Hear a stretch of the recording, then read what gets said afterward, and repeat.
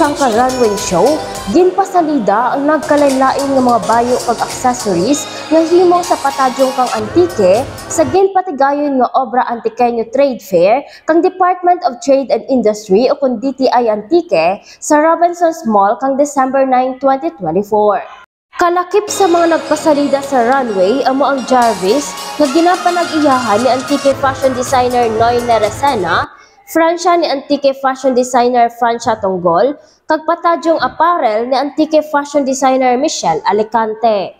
Magluwas ka dya, makita kag mabakalman ang inobrahan kang 49 tanan ka mga micro, small and medium enterprise o kon MSME exhibitors sa trade fair. Sa naman-an nga ang trade fair, gintambungan gid ni DTI Regional Director Rachel Nofable kung sa diin anang ginahinyo kadya ang provincial kag mga local government units nga tugruan gid pagtamod ang pag-improbar pa kang mga produkto Antiqueño.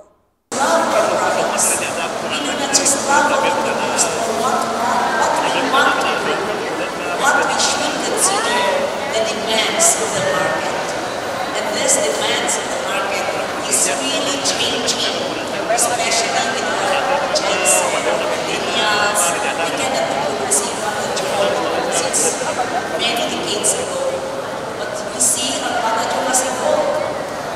Our business counselors and all our DTI staff, headed by Pini Pucha, are using polishers with a combination of panadyong.